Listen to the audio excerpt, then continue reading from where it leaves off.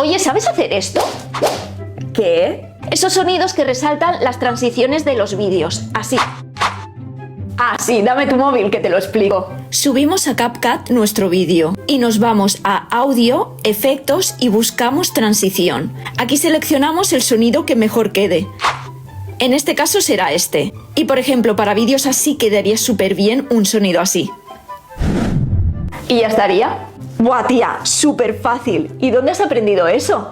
Todo eso y mucho más lo puedes aprender en el curso Tick and Reels. Pues me apunto ahora mismo.